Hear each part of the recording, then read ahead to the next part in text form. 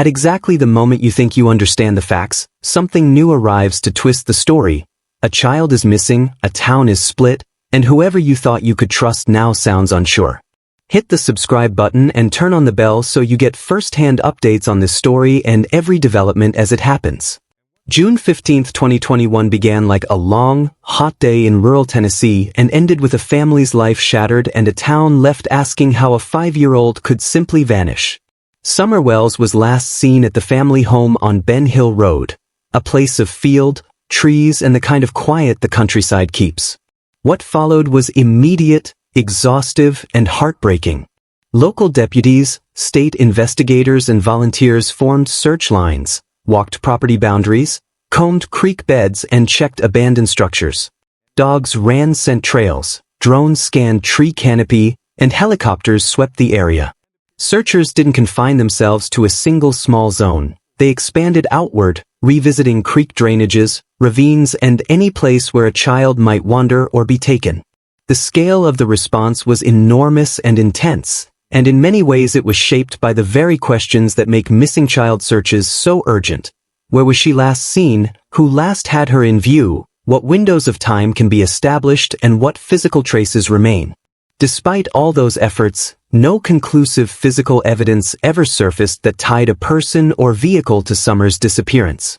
No clothing items with a verified chain of custody, no footprints that led to a consistent path, no surveillance clip confirming a stranger's presence.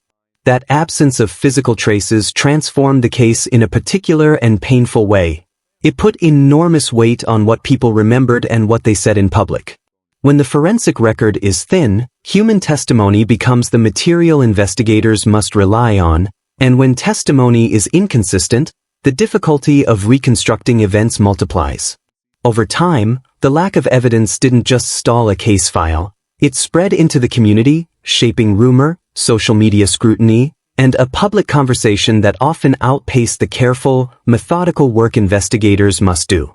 For a family watching cameras and comment threads, every clip and every post becomes a second wound.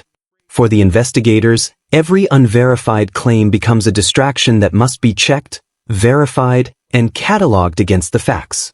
That's why the first day in a missing child case is so critical. The search window and the physical environment often determine what can be found. And in Summer's case, despite the largest ground and aerial search many in the region had seen, the ground refused to give up a clear answer.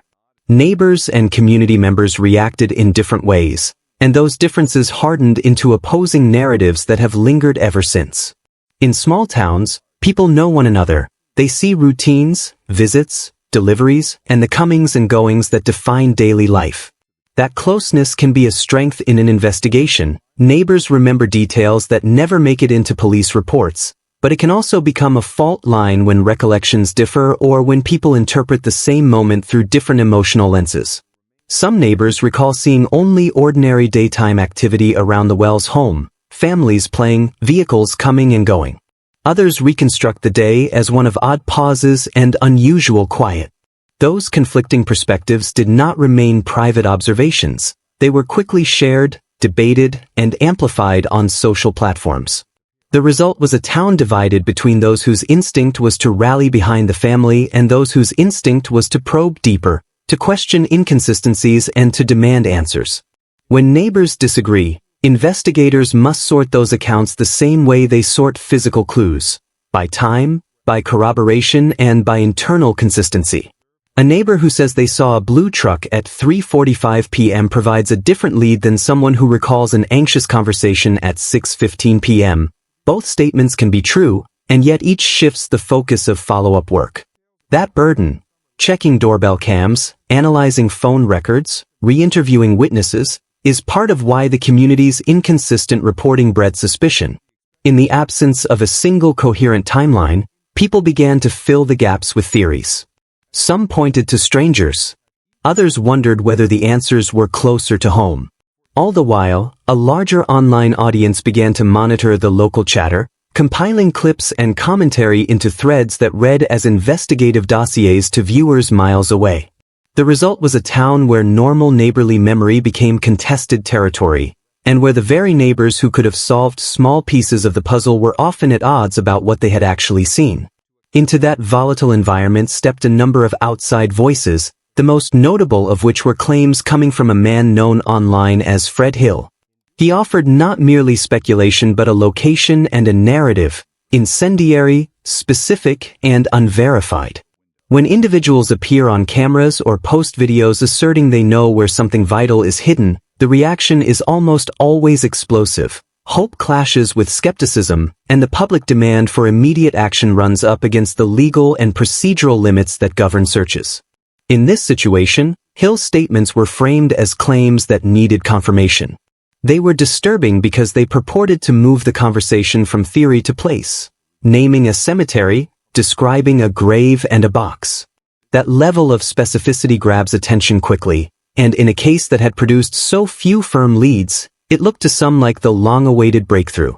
But media attention to bold claims can be misleading. It compresses complex, methodical investigation into a single dramatic moment. Investigators face practical constraints. You cannot lawfully excavate a graveyard without cause, and you cannot treat public allegations as warrants. In response to Hill's public assertions, law enforcement agencies understandably emphasized that tips would be investigated through formal channels, that evidence would have to be corroborated before digging or making a public pronouncement, and that rumors would need to be separated from verifiable facts. That may feel like stonewalling to a public hungry for answers, but it is the responsible route for preserving admissible evidence and protecting the rights of the living and the dignity of the dead. The tension between Hill's forceful public claims and investigators' methodical caution created yet another divide, one side urging immediate action, the other urging patience and procedure. Public disagreement over how to pursue a claim like Hill's has consequences that go beyond headlines. When unverified allegations take center stage, resources, volunteer time, public attention, media coverage, can be diverted from other, potentially more productive lines of investigation. Families who have already been traumatized are re-exposed to speculation and vitriol. Neighbors who tried to be helpful find themselves accused or defended in equal measure. For investigators, every hot tip spawns paperwork, recorded interviews, searches to confirm or rule out elements, and legal steps to ensure any action is lawful. That's not a bureaucratic indulgence. It is what distinguishes careful evidence collection from the chaos of internet-driven vigilantism. Investigators cannot ignore credible leads. If a location is named with detail that can be tested, the proper response is to gather that information, compare it to existing records, and if legal and logistical circumstances allow, examine it in a controlled, forensic way. The public's role is to provide information responsibly. If you know something that can be documented, a time-stamped photo, a license plate number, a personal recollection recorded contemporaneously, pass it to the proper authorities. Amplifying unverified claims on social feeds without documentation does no one any favors. Amid the swirl of claims and counterclaims, the Wells family, and particularly Summer's father, Don Wells, has been a focal point of emotion, defense, and accusation. Don has been public, adamant, and at times, raw in interviews. He has maintained the belief that something happened to Summer beyond simple wandering, and he has pushed the public and the media to keep looking. For many watching, he is the grieving father doing everything a parent can do, speaking to cameras, organizing a reward, keeping his daughter's name alive. For others, the way he has spoken in public, certain, forceful, often pointed, has raised questions about whether emotion and insistence on a particular narrative might be crowding out objectivity. When someone like Fred Hill makes a claim that directly implicates family members or suggests evidence remains hidden nearby, the emotional reaction is immediate and fierce. Don Wells' rejection of Hill's assertions reflects both a protective instinct and the calculus of someone who knows the media's power to damage reputations.